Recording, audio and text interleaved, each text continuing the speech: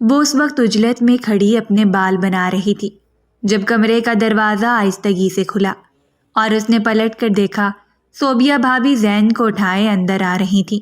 اس کا دل دھڑک اٹھا۔ صوبیہ بھابھی ایسے ہی اس کے کمرے میں نہیں آیا کرتی تھی، ضرور کوئی نہ کوئی خاص وجہ تھی۔ وہ پلٹ کر انہیں دیکھنے لگی۔ السلام علیکم بھابھی، آئیے اندر، اس نے بے حد آہستہ آواز میں کہا تھا، جبکہ صوبیہ نے اسے دیکھتے ہی کھڑے تیوروں سے گھورا۔ میں نے کہا تمہاری خیریت ہی دریافت کر لوں، ایک گھر میں رہتے ہوئے تمہیں تو احساس ہونا نہیں ہے۔ انہوں نے آتے ہی طنز کا نشتر چلایا تھا اور وہ خاموشی سے نظریں جھکا کر اپنے کام میں مصروف رہی۔ خیر میں یہ کہنے آئی تھی کہ میں نے زین کی دوا لینے جانا ہے، مجھے 5,000 کی ضرورت ہے، جلدی سے دے دو پلیز۔ اس کی خوبصورت آنکھوں میں حیرت در آئی۔ وہ کافی دیر صوبیہ بھابھی کا چہرہ دیکھتی رہی، جبکہ صوبیہ نے اس بار سختی سے کہا تھا، یوں آنکھیں پھاڑے مجھے کیا دیکھ رہی ہو؟ بات کی سمجھ نہیں آئی؟ ان کا لہجہ ہمیشہ کی طرح نہایت سخت تھا، جبکہ وہ اچھا خاصا بکھلا گئی۔ آپ دوبارہ پیسوں کی ڈیمانڈ کریں ہیں؟ آپ جانتی ہیں کہ میں نے ساری تنخواہ شعیب بھائی کو دے دی تھی، میرے پاس تو بس اپنی ضرورت کے پیسے ہیں۔ اس وقت اس کا دل بے چینی سے دھڑک رہا تھا۔ وہ جانتی تھی کہ صوبیہ کو انکار کی صورت میں صوبیہ سارا ملبہ اس پر ڈالتے ہوئے گھر میں ایک ہنگامہ کھڑا کر دے گی۔ کیا مطلب ہے تمہارا؟ تمہیں کون سی ضرورت ہوتی ہے؟ تمہاری ساری ضرورتیں تو ہم پوری کر رہے ہیں، اگر پیسے نہیں دینا چاہتی تو صاف انکار کر دو بی بی۔ ایسا ہی ہوا تھا جیسا اس نے سوچا تھا۔ صوبیہ نے ہنگامہ کھڑا کر دیا اور وہ بے چینی سے اسے دیکھتی رہی۔ مہینے کی پہلی تاریخوں میں ہی صوبیہ کا رویہ اس کے ساتھ ٹھیک ہوتا تھا، وہ بھی تب تک جب تک کہ وہ ساری تنخواہ شعیب کے حوالے نہیں کر دیتی، لیکن اس کے بعد بھی آہستہ آہستہ وہ پیسے نکلوانے کی تکنیک استعمال کرتی رہتی، اور تب تک سکون نہیں آتا جب تک کہ دوسری تنخواہ کا وقت نہیں آ جاتا۔ وہ حد سے زیادہ پریشان تھی۔ آپ پلیز ٹینشن نہ لیں، میں باس سے بات کروں گی، ایڈوانس لے کر آپ کو دے دوں گی۔ اس نے معاملے کو سلجھانا چاہا تھا اور صوبیہ نے خاموشی اختیار کر لی۔ ٹھیک ہے، میں 2 دن تمہارا انتظار کروں گی، لیکن مجھے پیسوں کی اشد ضرورت ہے، وہ کہتے ہوئے چلی گئی تھی، جبکہ ان مطلبی رشتوں میں پھنسی ہوئی اس لڑکی کو خود پر جی بھر کر رحم آیا تھا۔ وہ اپنی بے بسی پر رو دینے کو تھی۔ آج اس کے باپ کو مرے ہوئے 4 سال ہو چکے تھے۔ ماں کا انتقال پیدائش کے وقت ہی ہو گیا، جبکہ باپ نے اسے ناز اور لاڈ سے پالا تھا۔ جب تک وہ زندہ رہا اس کے ناز نخرے اٹھاتا رہا، اور جب اس کا انتقال ہو گیا تب وہ بھائیوں اور بھابھیوں کے حصے میں آ گئی، جنہوں نے اسے کسی بوجھ کی طرح استعمال کرنا شروع کر دیا۔ گھر کے اخراجات اور اپنے ضروری مسائل پورے کرنے کے لیے اس نے جاب کی تلاش کی، اور پچھلے 3 سالوں سے وہ ایک کمپنی میں جاب کر رہی تھی، لیکن اس کے باوجود گھر کا گزارا مشکل تھا۔ بھائیوں میں علیحدگی ہو چکی تھی۔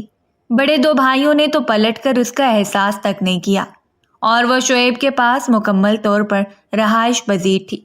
اس کے بھائی کبھی کبھار عید پر یا کسی فنکشن پر اس کے متعلق جاننے کے لیے آ جاتے۔ تینوں بھائیوں میں اچھی خاصی بدمزگی رہا کرتی تھی، اس لیے یہاں رہ کر بھی بھابھی کے کڑے تیور اور زہر بھرے طنز اسے برداشت کرنا پڑتے۔ حالانکہ وہ اپنا خرچہ خود اٹھا رہی تھی، اس کے باوجود وہ شعیب کو بھی ہر مہینے اچھی خاصی رقم دے رہی تھی، لیکن پھر بھی صوبیہ کا کہنا تھا کہ وہ ان کے لیے ایک بوجھ اور ذمہ داری سے زیادہ کچھ نہیں۔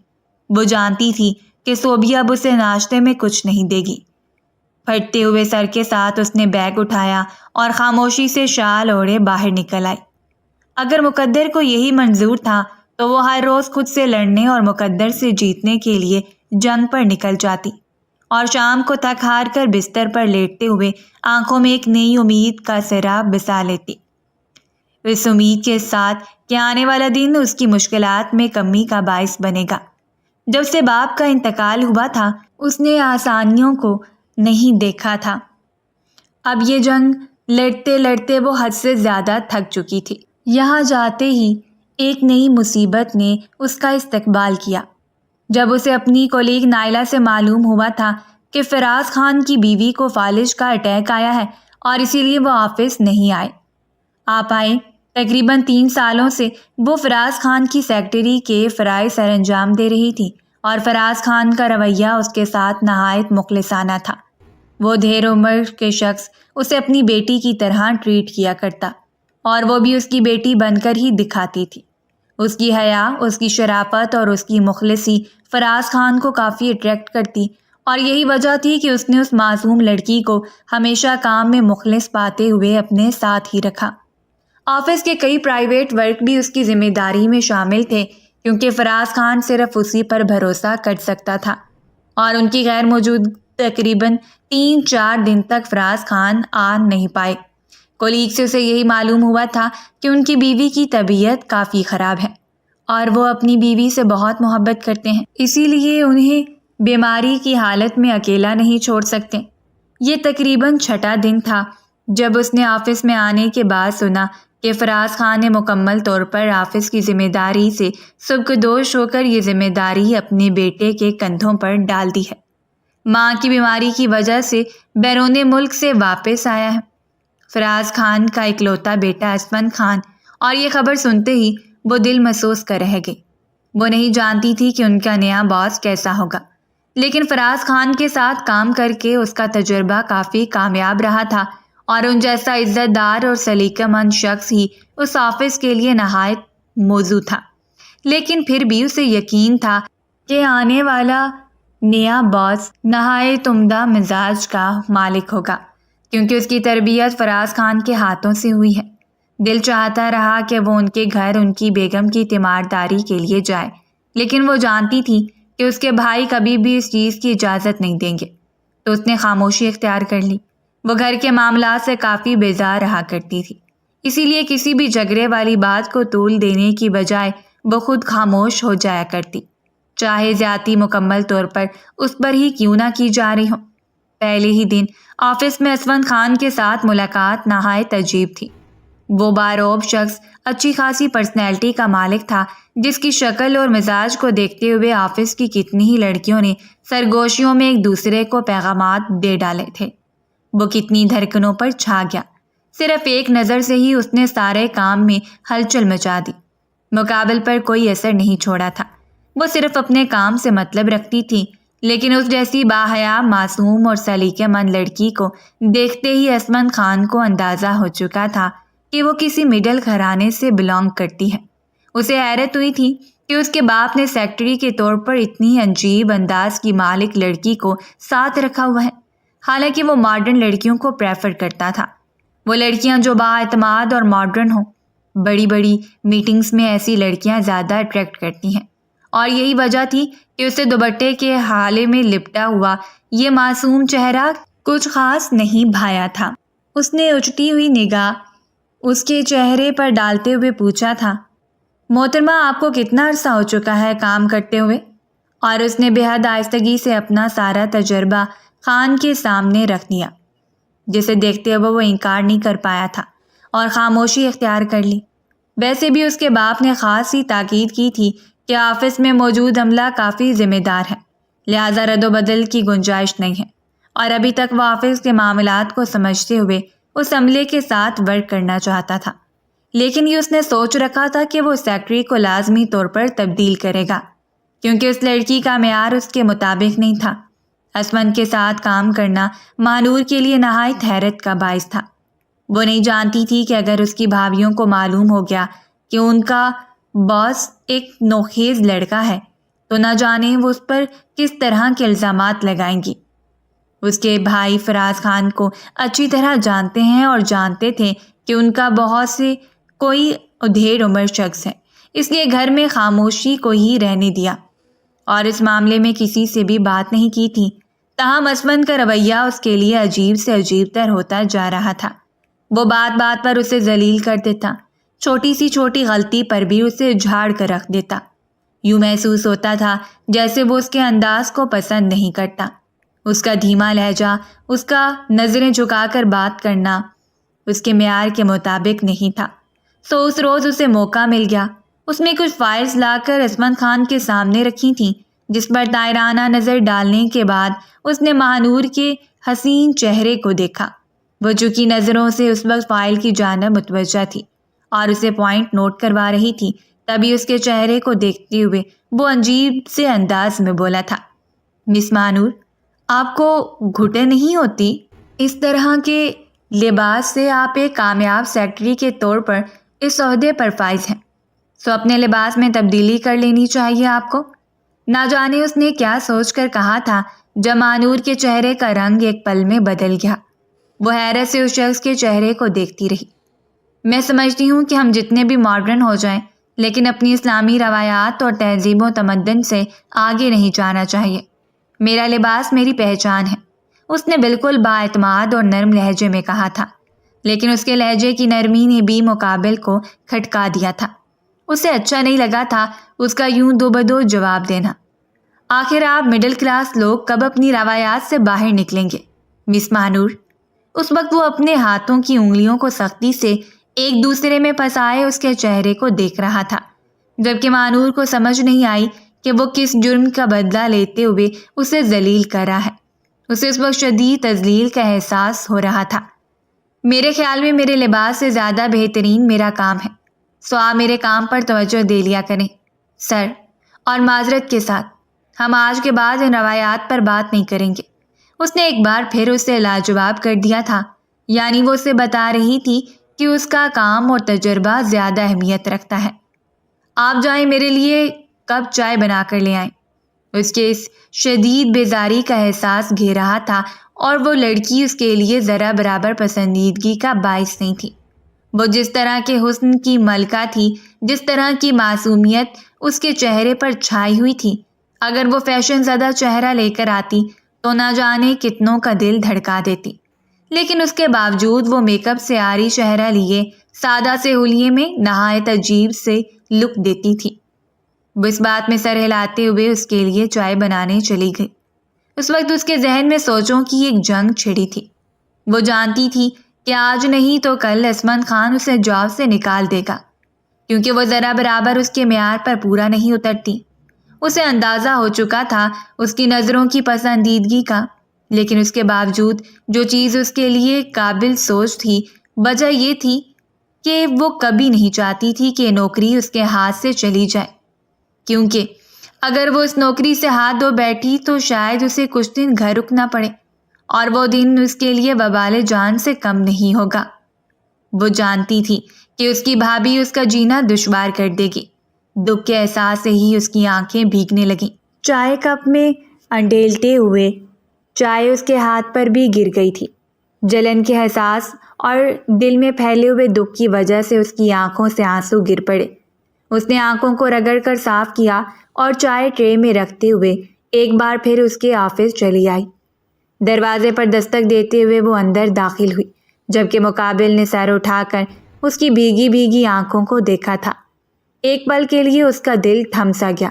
اس کی آنکھوں میں ہلکی سی سرخی چھائی ہوئی تھی۔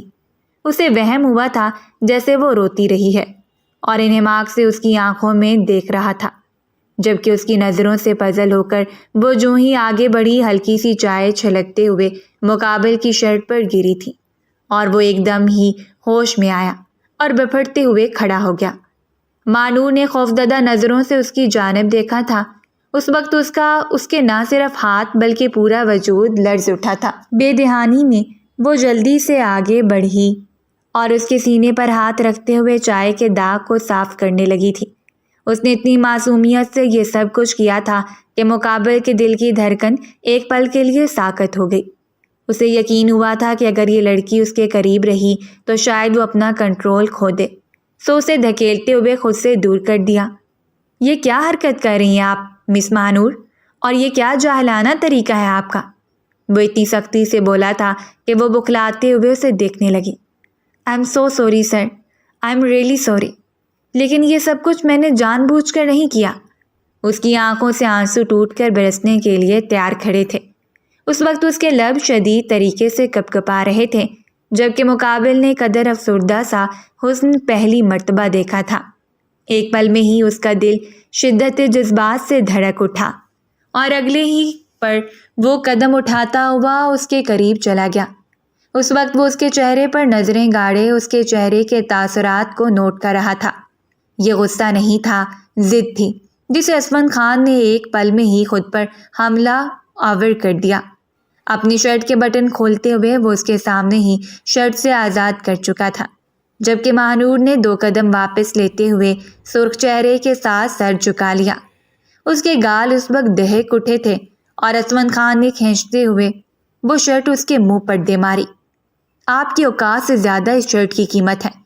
مجھے افسوس ہے کہ 3 سال آفس میں کام کرنے کے باوجود آپ ابھی تک ایک ناتجربہ کار لڑکی ہیں جسے کام کرنے کا کوئی تجربہ ہی نہیں۔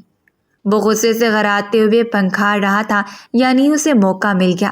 جس موقع کی وہ تلاش میں تھا وہ اس لڑکی کو خود سے دور کر دینا چاہتا تھا، اتنا دور کہ پھر وہ اس کے حسن میں کبھی کھو نہیں پائے، وہ اس کی معصومیت کا دیوانہ نہ ہو پائے۔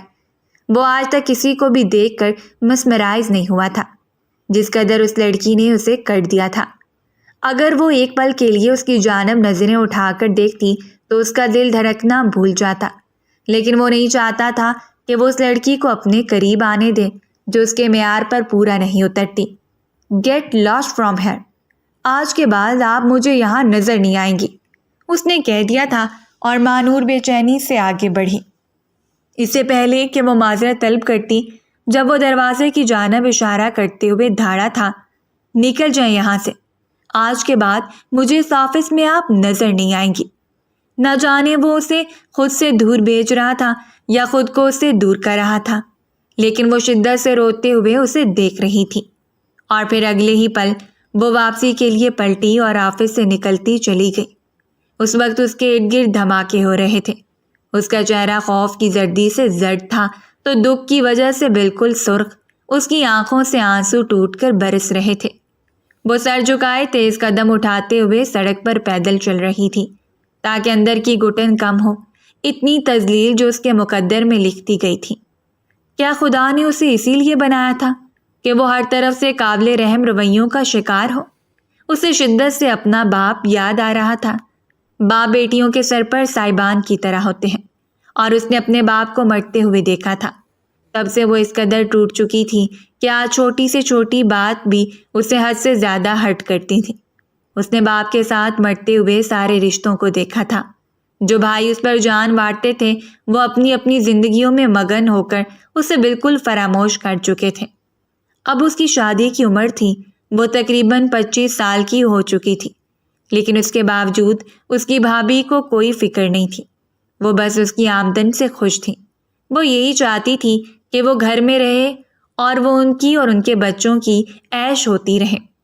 انہیں کوئی فرق نہیں پڑتا تھا کہ وہ کس طرح کے جذبات کا شکار ہے، وہ کتنی اکیلی ہو چکی ہے، اسے یہ حالات کتنا ڈپریشن زدہ کر رہے ہیں۔ اور اب اس شخص کا رویہ، سارے کولیگ کے سامنے دی گئی رسوائی اور سب سے بڑا دکھ، ایک چھوٹی سی بات پر اسے ہمیشہ کے لیے آفس سے نکال دینا۔ وہ جانتی تھی کہ اگر گھر جا کر یہ سب کچھ بتائے گی تو اس کی بھابھی اسے کتنی باتیں سنائے گی۔ پرائے ہاتھوں میں سونپی ہوئی بیٹیوں کا مقدر بڑا سیاہ ہوتا ہے۔ اس شام وہ گھر آئی تو بخار میں پھنک رہی تھی۔ اسمند کو ایک پل کے لیے احساس تو ہوا تھا، بار بار اس کا روتا ہوا چہرہ اس کی نظروں میں گھوم تو گیا تھا، لیکن اس نے سر جھٹکتے ہوئے خود کو قائل کر لیا تھا کہ یہ مڈل کلاس لوگوں کی فریبیاں ہوتی ہیں، اور اس فریب میں پھنسانے کے بعد وہ ایسے ہی امیر زادوں کو اپنی جانب باہر کرتی ہیں۔ لیکن وہ ان لوگوں میں سے نہیں تھا جو ظاہری حسن اور تھوڑی سی ایموشنل بلیک میلنگ پر مائل ہو جاتا۔ وہ ایک پختہ جذبات کا مالک شخص تھا جسے خود پر کنٹرول کرنا اچھے سے آتا تھا۔ وہ شام تک بخار میں پھنکتی رہی لیکن کسی نے اس کی خبر نہیں لی۔ شام کے بعد اٹھ کر اس نے دکھتے ہوئے سر سے اپنے لیے چائے بنائی اور پھر اپنے کمرے میں آ گئی۔ دماغ ابھی تک یہ سوچ کر معاف تھا کہ اگر وہ صبح آفس نہیں جائے گی تو گھر والوں کو کیا جواب دے گی۔ کوئی راہ نظر نہیں آ رہی تھی۔ وہ اتنی مجبور اور بے بس ہو چکی تھی کہ بار بار ہی اپنی بے بسی پر رونا آ رہا تھا۔ اس رات عشاء کی نماز میں وہ کتنی دیر سر سجدے میں سر رکھے پھوٹ پھوٹ کر روتی رہی، جیسے ہر آنسو ایک کہانی اپنے رب کے سامنے بیان کر رہا تھا۔ انسان پر جب مشکل وقت آتا ہے تو وہ بالکل نا امید ہو جاتا ہے، لیکن یہ سچ ہے کہ ہر مشکل کے بعد آسانی ہے، اور شاید اس کی زندگی میں بھی آسانیاں جنم لینے والی تھیں۔ بس اسے وقت مقررہ کا انتظار کرنا تھا۔ اگلی صبح وہی ہوا جس کا اسے ڈر تھا۔ صوبیہ نے اسے ذلیل و رسوا کر دیا تھا کہ وہ آفس کیوں نہیں جا رہی، آخر یہاں پڑے پڑے اپنا بوجھ بھائی پر کیوں ڈالنا چاہتی ہے، جبکہ اس نے جھوٹ بولتے ہوئے کہہ دیا کہ اسے 2 دن کی چھٹی مل گئی ہے کیونکہ باس کسی ضروری کام کی وجہ سے ملک سے باہر ہے۔ اب ان 2 دنوں میں اسے اپنے لیے کوئی نیا ارینج کرنا تھا۔ اس نے سوچا کہ وہ رات اپنے بھائی سے بات کرے گی، لیکن اس کے بھائی نے بھی اس کی بات کو انسنا کر دیا۔ وہ بس خاموشی سے اس کا حال احوال جاننے کے بعد اپنے کمرے میں چلا گیا اور وہ بس اس کی پشت کو گھوٹتی رہی۔ تکلیف وہ نہیں ہوتی جب انجان لوگ ستم کریں، دکھ اس وقت ہوتا ہے جب اپنے خونی رشتہ دار اجنبیت پر اتر آئے۔ اس روز مجبور ہوتے ہوئے اس نے موبائل اٹھا لیا۔ کتنی دیر وہ کوئی امید کا سرا تلاش کرتی رہی تھی، لیکن اسے کسی بھی طرح کی امید نہیں تھی کہ اگر وہ اسمن سے کال پر معافی مانگتی تو وہ اسے معاف کر دیتا۔ بلاخر ہارتے اس نے فراز خان کا نمبر ڈائل کیا۔ اس وقت اس کی آنکھیں بھری ہوئی تھیں۔ اسے امید تھی کہ فراز خان یہ سب کچھ جاننے کے بعد اس کے لیے کوئی حل نکالیں گے۔ انہوں نے کال اٹینڈ کرنے کے بعد بڑی محبت سے اس کا حال احوال جانا تھا۔ وہ ہمیشہ اسے بیٹی کہہ کر ہی مخاطب کرتے تھے اور ان کی بیٹی کہنے پر وہ ٹوٹ کر بکھر جاتی۔ عرصے کے بعد اسے باپ کا احساس گھیر لیتا۔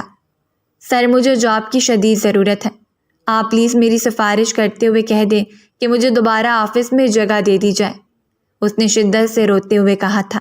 وہ خود پر کنٹرول کرنے کی کوشش کر رہی تھی، لیکن نہ جانے کیوں آنسو ٹوٹ ٹوٹ کر برس رہے تھے۔ جب ہمیں کسی ہمدرد شخص کا شانہ میسر ہوتا ہے تو ہم یوں ٹوٹ کر بکھرتے ہیں جیسے ایک عرصے سے دھوپ میں کھڑے ہوئے شخص کو سایہ میسر آ جائے۔ فراز خان نے نہایت نرمی سے اس کی ساری بات کو سنا تھا۔ ان کے دل میں دکھ پھیلنے لگا تھا، لیکن وہ جانتے تھے کہ اگر اسمن سے وہ سفارش کریں گے تو شاید وہ اسے رکھ لے، لیکن دوبارہ وہ عزت اور مقام وہ آفس میں نہیں حاصل کر پائے گی۔ ان کے پاس ایک اور راستہ تھا، سو انہوں نے وہ راستہ اس کے سامنے رکھ دیا، جس پر کچھ دیر سوچ بچار کرنے کے بعد اس نے اقرار کر لیا۔ اس کے پاس اور کوئی راستہ نہیں تھا۔ فراز خان نے اسے آفر کی تھی کہ وہ اس کے گھر میں جاب کرے، اس کی بیوی کی دیکھ بھال کرے اور وہ اسے اچھی سیلری دے گا۔ عزت دار کام ہے اور اسے فراز خان پر مکمل بھروسہ تھا۔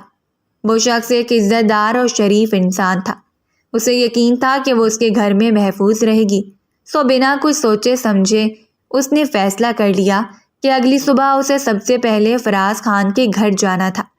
اگر اس کا بھائی دریافت کرتا تو وہ اسے بتا دیتی کہ سر نے اسے سیکٹری کی جاب سے ہٹا کر کیئر ٹیکر بنا لیا ہے۔ ویسے بھی ان لوگوں کو کوئی فرق نہیں پڑتا تھا، کیونکہ ان لوگوں کے لیے صرف اور صرف اس کی دولت عزیز تھی، نہ کہ اس کا پیشہ۔ سو وہ خاموشی سے فراز خان کے گھر چلی آئی اور وہ اسے دیکھتے ہوئے بہت خوش ہوئے تھے۔ امید کے مطابق اسمن گھر پر نہیں تھا۔ وہ نہیں جانتی تھی کہ اسے اس بات کا علم ہے یا نہیں، لیکن وہ فراز صاحب کی کافی شکر گزار تھی۔ ان کی بیوی سے مل کر بھی اسے کافی اچھا لگا۔ فراز صاحب کو یقین تھا کہ وہ ان کی بیوی کی اچھی دیکھ بھال کرے گی، جبکہ اس نے ندرت بیگم کے چہرے پر کچھ سختی دیکھی تھی اور سنجیدگی۔ شاید ندرت بیگم کو وہ کچھ خاص پسند نہیں تھی۔ وہ سب سے پہلے خدا کی شکر گزار تھی۔ اس نے شعیب کو کال کر کے بتا دیا اپنی جاب کے متعلق، اور شعیب نے تو اس کی مشکل ہی حل کر دی تھی۔ اس نے کہہ دیا تھا کہ وہ اگر فراز صاحب کے گھر رکنا چاہے تو رک سکتی ہے، مہینے میں 3-4 دنوں کے لیے گھر آ جایا کرے۔ اس کے لیے ہر روز جانا بہتر نہیں ہوگا، اور ویسے بھی ان کی بیوی کو ہو سکتا ہے رات میں بھی اس کی ضرورت پڑ جائے۔ اور وہ تلخی سے مسکرا دی، یعنی اس کے بھائی چاہتے تھے کہ صرف اس کی دولت اس کے گھر تک پہنچے، نہ کہ وہ۔ سو اس نے خاموشی اختیار کر لی۔ فراز صاحب نے اسے پہلے ہی آفر کی تھی کہ وہ یہاں رک سکتی ہے، یہاں سرونٹ کوارٹر موجود ہیں، اور ویسے بھی اگر رات کو ندرت بیگم کی طبیعت خراب ہو جائے تو اس کی ضرورت پڑ سکتی ہے۔ سو وہ بھی دوسرے دن جا کر اپنا ساز و سامان لے آئی۔ حیرت زدہ بات یہ تھی کہ اس کی ملاقات ابھی تک اسمن سے نہیں ہوئی تھی۔ شام کے وقت وہ کمرے سے باہر آئی اور سیدھا کچن میں چلی گئی۔ وہاں سے کھانا نکالنے کے بعد وہ ندرت بیگم کے کمرے کی جانب جا رہی تھی جب وہ اسے کمرے سے نکلتا ہوا دکھائی دیا، اور ایک پل کے لیے اس کے قدم ساکت رہ گئے۔ وہ اس کے سامنے کھڑی تھی، ٹرے ہاتھوں میں اٹھائے انہماک سے اس کا چہرہ دیکھ رہی تھی، جبکہ ایک پل میں ہی اس کے چہرے کے تاثرات بدل گئے تو اس نے سنجیدگی سے پوچھا تھا، اور مانور خاموشی سے نظریں جھکائے کھڑی تھی جب اس کے پیچھے ہی فراز صاحب کی سنجیدہ آواز نے اسے پلٹنے پر مجبور کر دیا۔ یہ تمہاری ماں کی کیئر ٹیکر ہے، آج سے یہیں رہے گی۔ وہ سنجیدگی کے باوجود نرمی سے مخاطب تھے اور وہ خاموشی سے سر جھکائے اس کے قریب سے گزر گیا۔ جانے سے پہلے وہ اس پر ایک کڑی نظر ڈالنے سے باز نہیں آیا تھا، اور وہ یہ جانتی تھی کہ آخر وہ شخص اسے چاہتا کیا ہے، اس بے وجہ نفرت کا مطلب کیا ہے۔ وہ آہستگی سے ندرت بیگم کے قریب بیٹھ گئی اور اپنے ہاتھوں سے انہیں کھلانا شروع کیا تھا، لیکن اس کے باوجود وہ اچھا محسوس نہیں کر رہی تھی۔ انہیں کھانا کھلاتے ہوئے وہ اپنے دل میں سوچ رہی تھی کہ وہ بھی بالکل اپنے بیٹے کی طرح ہیں، چھوٹے لوگوں سے بے وجہ نفرت پات لیتی ہیں، حالانکہ یہ نہیں جانتی کہ ان جیسے لوگوں سے زیادہ کوئی بھی مخلص نہیں ہوتا، اور وہ تو ایک بے ضرر سی مخلص لڑکی تھی جسے رشتوں میں صرف محبت تلاش کرنا آتی تھی، اس کے علاوہ کچھ نہیں، اور اب وہ بھی آہستہ آہستہ مانوس ہوتی جا رہی تھی۔ فالج نے ان کے نچلے جسم کو اچھا خاصا مفلوج کر دیا تھا، انہیں بولنے میں بھی کافی مسئلہ ہوتا تھا۔ عصمت نے مکمل طور پر اس سے بیر پال رکھا تھا، وہ نہیں جانتی تھی کیوں، لیکن وہ اس کے کام پر مکمل طور پر نظر رکھتا تھا، اسے ہمیشہ نظر انداز کیے رکھتا جب تک کہ ان کی زندگی میں وہ رات نہیں آئی۔ اس رات ندرت بیگم کی طبیعت کچھ خراب تھی، وہ کافی دیر ان کے پاس رکی اور پھر اسے میڈیسن کھلانے کے بعد اپنے کمرے کی جانب چلی آئی، کیونکہ فراز صاحب نے کہا تھا کہ اب وہ ان کے پاس ہیں اور ان کا مکمل خیال رکھیں گے، لہٰذا اسے کچھ دیر ریسٹ کر لینا چاہیے۔ رات کافی گزر چکی تھی اور موسم ابر آلود تھا۔ وہ کچھ دیر کے لیے باہر آئی تو تیز روشنی میں کھلے آسمان کو دیکھنے لگی۔ نہ جانے کیوں آج اسے اپنے بھائیوں کی یاد شدت سے ستا رہی تھی۔ آج اس کی ماں کی برسی تھی اور وہ ہمیشہ ہی اس دن ایسے ہی اداس ہو جایا کرتی تھی۔ وہ نہیں جانتی تھی کہ اس کی ماں کیسی دکھتی ہوں گی، ان کی محبت اور ان کے لہجے اور انداز سے بالکل ناواقف تھی، لیکن اس نے اپنے باپ میں اپنی ماں کا روپ بھی دیکھا تھا۔ وہ جانتی تھی کہ وہ یقیناً بہت سلیقے مند خاتون ہوگی۔ انہیں یاد کرتے ہوئے نہ جانے کیوں اس کی آنکھیں بھیگنے لگیں۔ بھیگی ہوئی آنکھوں کے ساتھ وہ کافی دیر اپنے دل کو ہلکا کرتی رہی۔ اس کے لب اس وقت اپنے باپ اور ماں کے لیے مغفرت کی دعا کر رہے تھے، لیکن وہ نہیں جانتی تھی کہ ایک قیامت اس کی منتظر ہے، ایک ایسی قیامت جو اگر اسے ٹکرا جائے گی تو پھر اس کا سارا وجود ہل جائے گا۔ اور تبھی گھر میں گاڑی داخل ہوئی۔ اس نے پلٹ کر حیرت سے گیٹ کی جانب دیکھا تھا۔ اس وقت نہ آنے والا شخص کوئی اور نہیں عصمت خان تھا۔ اسے حیرت ہوئی، وہ عمومی طور پر گھر دیر سے نہیں آیا کرتا تھا، لیکن آج وہ کافی دیر کے بعد گھر آ رہا تھا۔ ابھی وہ یہی دیکھنے میں مشغول تھی جب وہ گاڑی سے اتر کر اس کی جانب بڑھتا ہوا دکھائی دیا، اور دور سے ہی اسے اندازہ ہو چکا تھا کہ عصمت کے قدم لڑکھڑا رہے ہیں۔ اس نے آنکھیں سکیڑ کر دیکھا، کیا وہ شخص ڈرنک کرتا تھا؟ بے اختیار ہی اس کے دل کی دھڑکنیں تیز ہوئیں، نہ چاہتے ہوئے بھی وہ اس پر توجہ دینے لگی۔ وہ اسے جتنا نظر انداز کرتا ہے وہ اتنا ہی اس کے قریب آ جایا کرتے ہیں، حالانکہ ان کے مزاج میں، ان کے سٹیٹس میں زمین آسمان کا فرق تھا، لیکن شاید عصمت نے اس کی نظر میں آ کر اسے اپنے لیے قابل غور بنا دیا تھا، اور یہی وجہ تھی کہ وہ اس شاندار سی پرسنالٹی والے شخص سے اچھا خاصا مروب دکھائی دیتی۔ اس کے قدم لڑکھڑائے اور اس سے پہلے کہ وہ زمین بوس ہو جاتا جب وہ جلدی سے دوڑتے ہوئے اس کی جانب گئی اور اس کے سینے پر ہاتھ رکھتے ہوئے اسے سہارا دیا تھا۔ سنبھالے خود کو سر، آپ ٹھیک تو ہیں نا؟ اس وقت وہ عصمت کی آنکھوں میں دیکھ رہی تھی، جبکہ وہ آنکھوں کو کھولتا ہوا سرخ آنکھیں اس کے چہرے پر گاڑے اس کے نقوش کا جائزہ لے رہا تھا۔ اسے سہارا دینے کے بعد وہ 2 قدم بے اختیار ہی پیچھے ہو گئی۔ اسے اپنی بے اختیاری پر جی بھر کر شرمندگی ہوئی تھی۔ اس سے پہلے کہ وہ پلٹ جاتی، جب مقابل نے ہاتھ بڑھاتے ہوئے اس کی کلائی کو اپنی گرفت میں لے لیا۔ سر پلیز، میں کسی ملازم کو بلاتی ہوں، آپ کو کمرے میں چھوڑ کر آتے ہیں۔ کیا مطلب ہے تمہارا؟ میں خود نہیں جا سکتا؟ تم مجھے پاگل سمجھ رہی ہو؟ میں اتنا کمزور نہیں ہوں کہ اپنے پیروں پر کھڑا نہ ہو پاؤں۔ وہ اس وقت مسلسل لڑکھڑاتے ہوئے جھول رہا تھا، لیکن خود کو ابھی تک نشے میں ماننے سے انکار کر رہا تھا، اور وہ اس وقت اس کی کیفیت کو اچھی طرح سمجھ رہی تھی۔ ٹھیک ہے، اگر آپ ٹھیک ہیں تو پلیز میرا ہاتھ چھوڑ دیں۔ وہ اپنی کلائی کو اس کی آہنی گرفت سے چھڑوانے کی کوشش کر رہی تھی تاکہ اسے دور ہو جائے۔ وہ نہیں چاہتی تھی کہ اس حالت میں اس کے قریب رہے جب خود اپنے کنٹرول میں نہیں ہے۔ تم یہاں دوبارہ کیوں آئی ہو؟ کس لیے؟ وہ عجیب سے ڈگمگاتے ہوئے لہجے میں اس کے چہرے کو تھامتے ہوئے پوچھ رہا تھا، اور پہلی بار مارے خوف کے اس کے چہرے کی رنگت زرد ہو گئی۔ اس نے پلٹ کر دیکھا تھا۔ اس وقت حویلی میں موجود دونوں نفوس اپنے کمرے میں تھے۔ وہ نہیں جانتی تھی کہ آخر وہ شخص اس سے کیا چاہتا ہے۔ دیکھیں، چھوڑے مجھے، اس وقت آپ اپنے کنٹرول میں نہیں ہیں۔ وہ اسے دور جانے کی کوشش میں ہلکان ہو رہی تھی، جبکہ وہ اسے تھامتے ہوئے اپنے قریب کر رہا تھا۔ پہلی بار اس کا دل اتنی شدت سے دھڑکا تھا کہ اس کی دھڑکن کی آواز اسے اپنے کانوں میں محسوس ہو رہی تھی۔ اس کا پورا وجود اٹھا، ہر دکھ اس پر حاوی ہوا تھا، لیکن عزت جانے کا خوف اس پر آج تک حاوی نہیں ہوا تھا، اور نہ ہی وہ جانتی تھی کہ یہ خوف کیسا خوف ہے۔ لیکن اب اس سے متعارف ہونے کے بعد اسے محسوس ہوا تھا کہ یہ خوف سب پر بازی لے جانے والا ہے۔ مجھ سے کیا چاہتے ہیں اسمن خان؟ چھوڑے مجھے، چھوڑے مجھے۔ اس نے اسے دھکیلتے ہوئے خود سے دور کر دیا، اس سے پہلے کہ وہ پلٹ کر اس سے دور ہو جاتی، جب وہ تیزی سے قدم بڑھاتے ہوئے اس کے قریب آیا تھا اور سختی سے اسے کمر سے تھامتے ہوئے اپنے سینے سے لگا لیا۔ تم کیوں میرے حواسوں پر قابض ہوتی جا رہی ہو؟ آخر کیا چاہتی ہو مجھ سے؟ بتاؤ مجھے۔ اس کے منہ سے آنے والی بدبو سے ہی اسے اندازہ ہو گیا کہ اس وقت وہ نشے سے دوچار ہے، جبکہ اس ہاتھ پائی میں اس کا دوپٹہ بھی اتر کر اس کے پیروں میں گر گیا تھا۔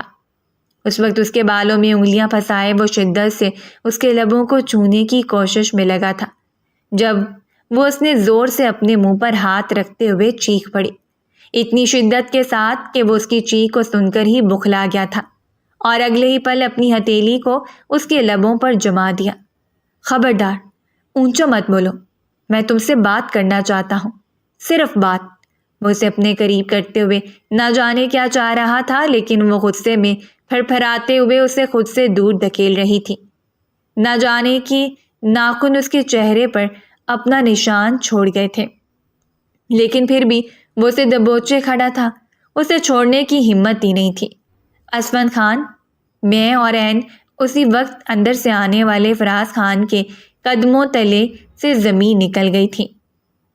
اس نے اپنے بیٹے کو جس حالت میں دیکھا تھا، انہوں نے کبھی تصور بھی نہیں کیا تھا کہ وہ اپنی تربیت کو یوں ڈوبتا ہوا دیکھیں گے۔ چھوڑو سے اسمن خان، چھوڑ دو اسے۔ وہ اتنی شدت سے دھاڑے تھے کہ در و دیوار ہی لرز گئے، اور اسمن کا سارا نشہ ہوا میں تحلیل ہو گیا۔ اس نے اسے چھوڑ دیا اور پھر اپنے باپ کو دیکھنے لگا تھا، انہی بہکی بہکی ڈگمگاتی ہوئی آنکھوں سے، اور پھر لڑکھڑا کر چلتے ہوئے ان کے قریب آ گیا۔ بابا، یہ واپس کیوں آ گئی ہے؟ یہ یہاں کیوں رہتی ہے؟ مجھے بتائیں۔ وہ عجیب سے ٹوٹے پھوٹے لہجے میں باپ سے دریافت کر رہا تھا، جب فراز خان کے زوردار تھپڑ نے اس کے چہرے پر اپنا نشان چھوڑ دیا۔ انہوں نے اسی وقت صادق نامی ملازم کو آواز دی تھی، اور وہ گیٹ سے دوڑتا ہوا اندر آیا تھا۔ اسے اپنے کمرے میں پہنچا دو، جبکہ اس وقت تک وہ اپنا دوپٹہ اٹھائے تھے ہی وہاں سے بھاگ چکی تھی۔ خوف کے عالم میں بھاگتے ہوئے وہ جلدی سے اندر داخل ہوئی اور کمرے کو سختی سے بند کر دیا تھا، اور پھر دروازے کے ساتھ لگ کر بیٹھ گئی۔ ہم نے اس کی گردن پر جلن کے نشان تھے۔ اس شخص کے ناخنوں نے اسے اچھا خاصا زخمی کر دیا تھا۔ وہ بھی اپنے بچاؤ میں اس کے چہرے کو نوچتی رہی تھی، لیکن وہ پھر بیمار تھا، اور ایک شدت بھرے لمس سے متعارف مرد کے سامنے ایک عورت چاہنے کے باوجود کچھ نہیں کر پاتی، اور شاید وہ بھی کچھ نہیں کر پائی تھی۔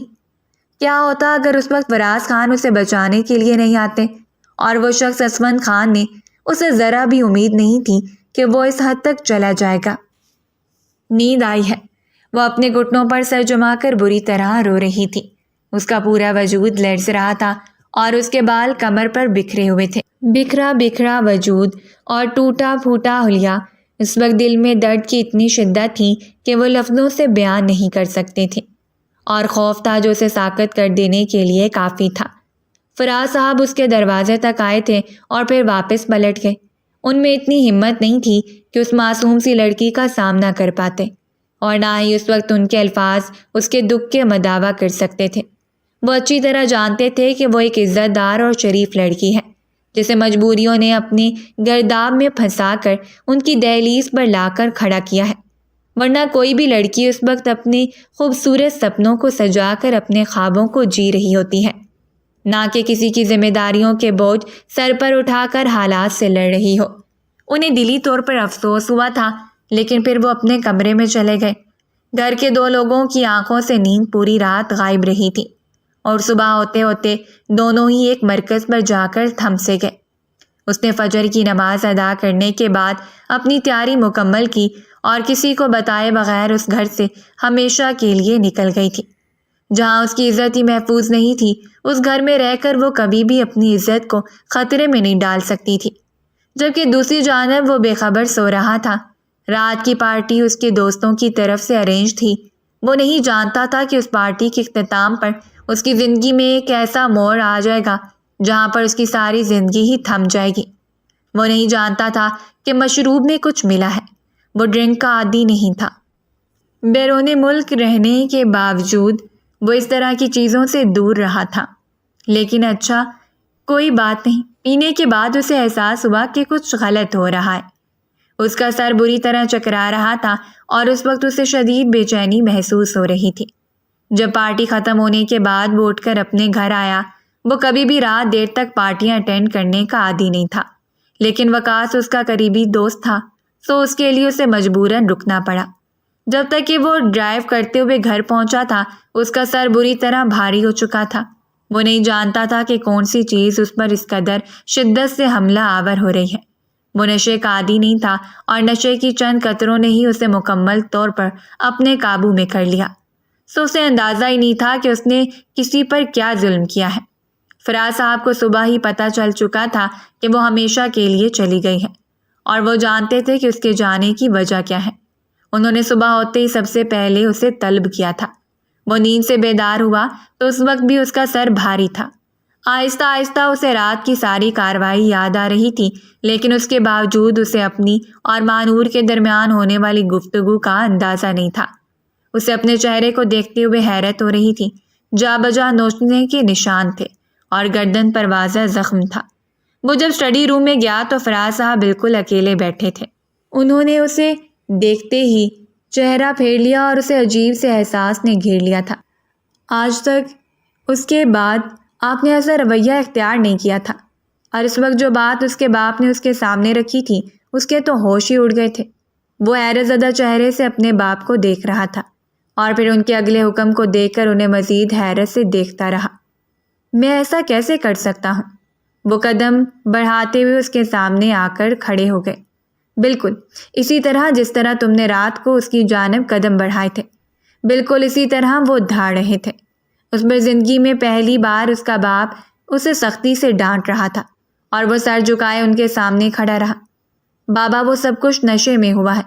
میں نہیں جانتا تھا کہ اس ڈرنک میں کچھ ملا ہوا ہے۔ وہ اپنی جانب سے صفائی پیش کر رہا تھا، لیکن وہ اپنا حکم صادر کرتے ہوئے وہاں سے چلے گئے تھے، اور وہ بے یار و مددگار انہیں دیکھتا رہا۔ یہ صرف ایک فیصلہ نہیں تھا۔ اسی شام وہ شعیب کے سامنے موجود تھے، اور ان لوگوں کو اپنے گھر اس مقصد کے لیے آیا ہوا دیکھ کر وہ حیرت زدہ رہ گئے۔ وہ تو صبح سے آنے کے بعد اپنے کمرے میں بند تھی، لیکن شام ہوتے ہی جب اسے معلوم ہوا کہ فراز صاحب اسے ملنے کے لیے آئے ہیں تو نیچے آ گئی، لیکن ان کے ساتھ آئے ہوئے اسمن کو دیکھ کر وہ حیرت زدہ رہ گئی تھی۔ وہ واپس پلٹنے لگی تھی جب اس کے کانوں میں شعیب کی آواز سنائی دی، گڑیا آؤ میرے پاس بیٹھو۔ وہ آج بے حد پیار سے مخاطب کر رہا تھا، اور وہ قدم قدم چلتے ہوئے بھائی کے قریب بیٹھ گئی۔ اس وقت اسے جو کچھ سننے کو ملا تھا وہ اس کی سماعتوں پر کسی بم کی طرح پھوڑ دیا گیا تھا۔ فراز خان اپنے بیٹے اسمن خان کے لیے اس کا رشتہ لے کر آیا تھا، شاید اسی لیے کہ وہ اب عزت کا ازالہ کرنا چاہتا تھا، لیکن وہ چاہتی تھی کہ وہ منہ پر انکار کر دے۔ وہ اس شخص کے ساتھ اپنی زندگی برباد نہیں کر سکتی تھی۔ اور یہ بھی اچھی طرح جانتی تھی کہ وہ اس سے نفرت کرتا ہے، لیکن شعیب اور اس کی بیوی کے لیے رشتہ کسی غنیمت سے کم نہیں تھا۔ انہیں تو احساس ہی چین نہیں لینے دے رہا تھا کہ اتنے بڑے گھر میں اس کا رشتہ ہو رہا ہے۔ یقیناً اس کے اس بڑے گھر میں جانے کے بعد ان کے بھی دن پھر جائیں گے۔ وہ اپنے لالچ کو مد نظر رکھ رہے تھے اور اگلے ہی دن اس کی مرضی جانے بغیر اسمن کے رشتے کے لیے ہاں کر دی گئی۔ اس کی بھابھی نے اسے بس یہی بتایا تھا کہ 4-5 دنوں کے اندر اندر اس کا نکاح ہے، اور ساتھ ہی طنزیہ نظروں سے دیکھتے ہوئے طنز بھی چھوڑ دیا تھا۔ آخر کون سا جادو کر دیا ہے ان کے بیٹے پر جو وہ اتنا جلدی بیاہ کر تمہیں گھر لے جانا چاہتے ہیں؟ وہ بس سر جھکائے اپنے کمرے میں چلی گئی۔ اس کے پاس کوئی جواب نہیں تھا ان کی فضولیات کا، سو اس نے اگنور کرنا بہتر سمجھا، جبکہ اس کے بھائی اور بھابھیوں کا رویہ پہلے سے بہتر ہو چکا تھا، شاید یہ جان کر کہ وہ ایک بڑے گھر میں بہو بن کر جا رہی ہیں۔ اس نے ہر بار انکار کرنے کی کوشش کی تھی، لیکن کچھ بھی کارگر ثابت نہیں ہوا تھا، اور بالآخر اس شام وہ اس کی دلہن بن کر اس کی منتظر تھی۔ اس نے کبھی نہیں سوچا تھا کہ وہ 1 انچ بھی بیوی بنے گی۔ وہ اچھی طرح جانتی تھی کہ وہ مقابل 1 منٹ نہیں لگائے گا اور اسے ذلیل و رسوا کر دے گا۔ وہ اس کی ساری ریاضت پر پانی پھیرتے ہوئے کہہ دے گا کہ اس نے صرف دولت کے لالچ میں اس پر اتنا گھٹیا الزام لگایا ہے، حالانکہ حقیقت یہ نہیں تھی۔ نکاح نامے پر دستخط کرتے ہوئے بھی اس کے پاؤں بری طرح لرز رہے تھے، دل تھا کہ شدت سے کانپ رہا تھا۔ اس نے اپنے ماں باپ کو یاد کیا تھا اور پھر آہستگی سے آنکھیں بند کر کے خدا پر یقین کرتے ہوئے اپنا نام گھسیٹ دیا، اور اس کے ساتھ ہی اس نے اپنے سارے حقوق ایک انچاہے مرد کے نام کر دیے تھے، جو آہستہ آہستہ اس کے دل میں تو اپنی جگہ بنا چکا تھا، لیکن شاید خود اس سے شدید نفرت کرتا تھا کہ اسے اپنے سامنے بھی برداشت نہیں کر سکتا تھا۔ اس روز بھی وہ نشے کی حالت میں بار بار یہی دریافت کرتا تھا کہ وہ کیوں یہاں رہنے کے لیے آ گئی ہے۔ شاید وہ نہیں چاہتا تھا کہ وہ اس کے سامنے رہے۔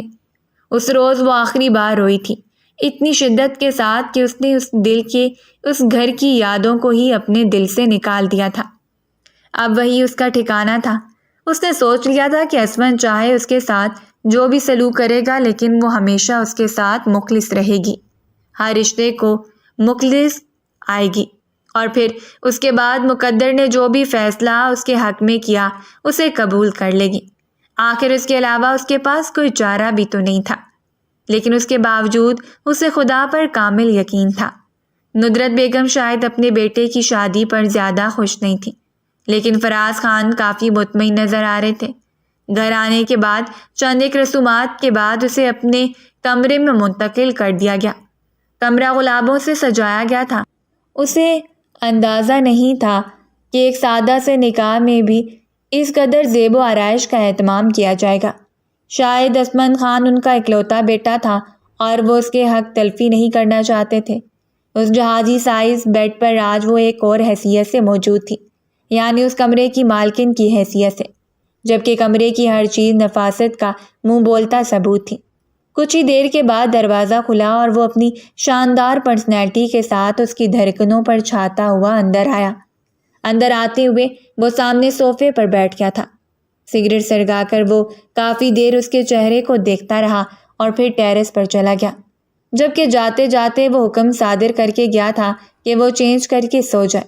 شاید ابھی اسے انتظار تھا، وہ وقت چاہتا تھا اور اس رشتے کا آغاز اتنا جلدی نہیں کرنا چاہتا تھا۔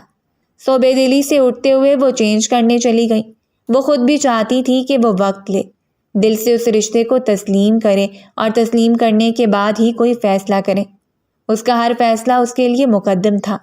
اس نے اسی وقت سوچ لیا تھا کہ اگر وہ دوسری شادی کا طلبگار ہوگا تو اسے ضرور اجازت دے دے گی، تاکہ وہ اپنی کلاس میں اپنے معیار کے مطابق لڑکی کا انتخاب کر سکے۔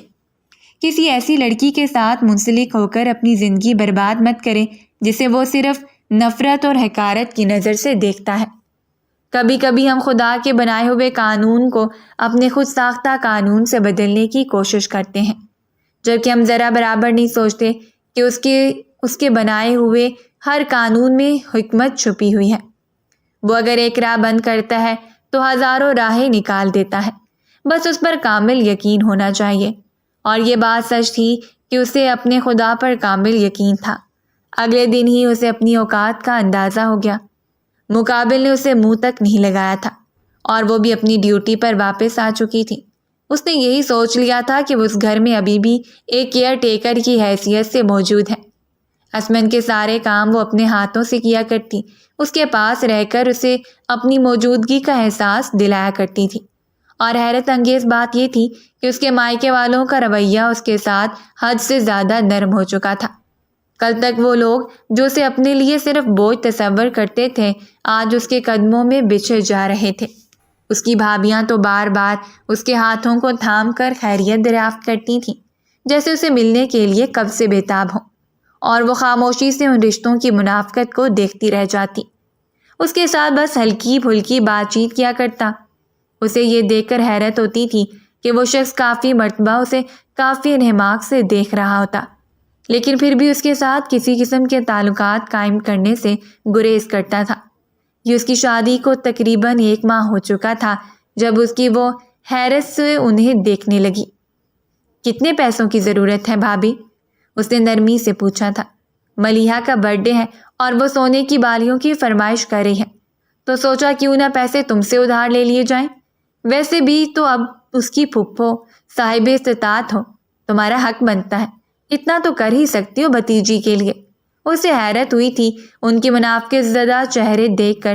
نہیں بھابھی، میرا حق نہیں بنتا، اور ویسے بھی تحائف بتا کر نہیں دیے جاتے۔ میرے پاس اتنے پیسے نہیں ہیں کہ میں آپ کو سونے کی بالیاں خرید کر دے سکوں۔ معذرت، اس نے بے حد نرمی سے کہا تھا جب صوبیہ کے چہرے کا رنگ زرد ہو گیا۔ تم نے اپنی اوقات پر اتر آئی۔ ہم نے تمہارا رشتہ اتنے بڑے گھر میں کیا ہے تاکہ تم ہماری مدد کرو اور خود بھی عیش کرو، لیکن تم خود تو عیش کر رہی ہو۔ وہ بری طرح بپھر پڑی تھیں اور وہ بھابھی کو دیکھ رہی تھی۔ اسے خوف تھا کہ اگر گھر میں کوئی بھی اس حوالے سے ان دونوں کی بات چیت کو سن لے گا تو نہ جانے کیا سمجھے گا۔ آپ پلیز جائیں، میں دوبارہ آ کر خود شعیب بھائی سے ملاقات کروں گی۔ اس نے معاملے کو سلجھانے کی کوشش کی تھی جب صوبیہ نے اسے سینے پر ہاتھ رکھتے ہوئے دور دھکیل دیا تھا۔ تمہیں ضرورت ہی نہیں ہے ہمارے گھر آنے کی، اور نہ ہی میرے شوہر سے رابطہ کرنے کی۔ تم ہمارے لیے مر چکی ہو، خود تو عیش کری ہو، اور غریب بھائی کی بیٹی کے لیے چند نوٹ نہیں ہیں تمہارے پاس۔ وہ سفاکیت کی ہر حد پار کر رہی تھی۔ وہ عورت جسے ایک عرصہ اس نے ہر بار پیسے طلب کرنے پر دیکھ کر سر پر چڑھا رکھا تھا، اس کا دل چاہا کہ وہ انہیں کھڑی کھڑی سنا دے، لیکن خاموش کھڑی تھی جب اسے اپنے پہلو میں سے اسمن کی آواز سنائی دی، اور وہ حیرت سے پلٹ کر انہیں دیکھنے لگی تھی۔ میرے ہوتے ہوئے میری بیوی کو کسی کے ساتھ کی ضرورت بھی نہیں ہے، میں خود کافی ہوں اس کے لیے، لہٰذا آپ جا سکتی ہیں۔ PS1 تھا جو اس کے قریب آ کر اس کے ہاتھ کو تھام کر سوئی کی آنکھوں میں دیکھ کر مخاطب تھا، اور صوبیہ کے چہرے کی رنگت زرد ہو گئی۔ شاید شرمندگی کی وجہ سے اسے اندازہ نہیں تھا کہ اسمن ان لوگوں کی بات چیت کو سن لے گا۔ وہ پلٹنے لگی تھی جب اسمن نے اسے ایک بار پھر مخاطب کیا تھا۔ یہ بات اپنے شوہر کو بھی بتا دیجیے گا کہ اگر مطلب کی حد تک میری بیوی سے رشتہ رکھنا ہو تو مت رکھا کریں، میں کافی ہوں کہ اس کے ہر رشتے کو نبھا سکوں۔ وہ پلٹ کر حیرت سے اسمن کو دیکھتی رہی، جو آج تک شوہر نہیں بن پایا تھا اور آج اس کے ساتھ کھڑا ہو کر اس کی بھابھی کو کہہ رہا تھا کہ ہر ایک رشتے کو نبھا لے گا، لیکن اس کی آنکھوں میں حیرت کے صاف ساتھ خوشی کے آنسو تھے۔ صوبیہ بڑبڑاتی ہوئی وہاں سے چلی گئی اور وہ حیرت سے اسمن کی نظروں میں دیکھتی رہی۔ جب کچھ دیر اسے دیکھنے کے بعد وہ پلٹ گیا۔ شاید اس کے پاس کہنے کے لیے کچھ نہیں تھا، وہ سب اسے کسی خواب کی طرح لگ رہا تھا۔ اس رات بیگم کو دوا دینے کے بعد وہ کمرے میں آئی تو اسے یقین تھا کہ وہ سو چکا ہوگا۔ پہلے بھی وہ جلدی سو جانے کا عادی تھا۔ وہ جب بھی ندرت بیگم کی ذمہ داری سے فارغ ہو کر کمرے میں آتی تھی وہ گہری نیند میں سو رہی ہوتی، لیکن آج وہ بیڈ پر بیٹھا اس کا انتظار کر رہا تھا۔ ہاتھ میں موبائل تھامے اس کی نظریں سکرین پر تھیں، لیکن وہ جاگ رہا تھا۔ اسے کافی حیرت ہوئی۔ وہ قدم قدم چلتی ہوئی اندر داخل ہوئی۔ چینج کرنے کے بعد اس نے اپنے لیے کمفرٹیبل ڈریس نکالا اور فریش ہونے کے بعد پہن لیا۔ ترچھی نظروں سے اسمن کے چہرے کے تاثرات کو بھی نوٹ کر رہی تھی جو مکمل طور پر موبائل میں بزی تھا۔ وہ بیٹھ کے دوسری جانب آ کر لیٹ گئی۔ اس نے خود سے کبھی بھی اسمن کو مخاطب نہیں کیا تھا۔ وہ ہمیشہ جھجک زدہ رویہ اختیار کرتی تھی۔ اس نرمی سے اپنی پشت پر کسی کا لمس کا احساس ہوا اور اس کے دل کی دھڑکن بے اختیار ہی رک چکی تھی۔ مقابل نے اسے کمر سے تھامتے ہوئے اپنے قریب کیا تھا اور پھر آہستگی سے اس کی گردن پر لب رکھ دیے تھے۔ میں اس رشتے کا آغاز کرنا چاہتا ہوں مسز اسمن، کیا آپ میرا ساتھ دیں گی؟ وہ بے حد شوخی سے بول رہا تھا اور وہ دھڑکتے ہوئے دل کو تھام کر اس کی جانب پلٹنے لگی، لیکن اس کی گرفت اتنی سخت تھی کہ پلٹ نہیں پائی جب اس نے ایک بار پھر سرگوشی میں اسے مخاطب کیا تھا۔ میں نے اس رشتے کو مکمل وقت دیا ہے، میں نے تمہاری ایک ایک عادت کو مد نظر رکھا ہے۔ میں جانتا ہوں کہ ہم سفر کسی دوسری کلاس کا ہو تو چل جاتا ہے، لیکن ہم سفر اگر کسی اور مزاج کا ہو تو ساری زندگی نہیں چل پاتا۔ وہ نرمی سے اس کی جانب پلٹ گئی تھی۔ وہ اس کی سانسوں سے زیادہ اس کے قریب تھا جب اس نے آہستگی سے لبوں کو ہلا کر سرگوشی کی تھی۔ شاید میں آپ کے قابل نہیں ہوں اسمن خان، میرے پاس آپ کو دینے کے لیے اس بکھرے ہوئے وجود کے علاوہ کچھ نہیں ہے۔ میں صرف آپ کو اپنی محبت، مخلصی اور وفا دے سکتی ہوں، اس کے علاوہ کچھ نہیں۔ اور اسمن نے اس کے ہاتھوں کو تھام لیا۔ تم میرے بابا کا انتخاب ہو۔ آج تک میں نے وہی چنا ہے جو بابا نے منتخب کیا ہے۔ میں نے بابا کے منتخب کردہ شخص کو بڑی قریب سے دیکھا ہے اور مجھے یقین ہو چکا ہے کہ مجھے تم میں مخلصی کے علاوہ کچھ بھی نہیں چاہیے، صرف تمہاری محبت، وفا اور مغل سے تم کسی نایاب ہیرے سے کم نہیں ہو مانور، اور مجھے یقین ہے کہ میری زندگی میں داخل ہونے کے بعد تم میری زندگی کو بھی نور کی پرچھائیوں سے بھر دو گی۔ وہ آہستہ آہستہ اعتراف کر رہا تھا اور وہ بھیگی ہوئی نظروں سے اسے دیکھ رہی تھی۔ اس نے کبھی بھی نہیں سوچا تھا کہ قدرت اس پر اس طرح مہربان ہوگی۔ ایک شاندار شخص اس کے حصے میں آئے گا اور اسے سب کچھ مل جائے گا۔ وہ جو کبھی اس نے خواب میں بھی نہیں سوچا تھا، اس نے نرمی سے پلٹتے ہوئے اس کے گلے میں اپنی باہوں کو ڈال دیا تھا۔ وہ اس وقت اس کے سینے سے لگی شدت سے رو رہی تھی اور وہ اسے رونے دے رہا تھا۔ صرف آخری بار وہ چاہتا تھا کہ وہ اپنے دل کی ساری بےتابیوں کو اس کے سامنے کھول دے، اس کے سامنے عیاں کرتے ہوئے اسے احساس دلائے کہ وہ اس کے لیے سب سے زیادہ قیمتی ہے، جس کے کندھے پر سر رکھ کر وہ رو سکتی ہے۔ کافی دیر اس کا بھیگا ہوا چہرہ اٹھا کر اس نے اپنی آنکھوں کے قریب رکھ لیا۔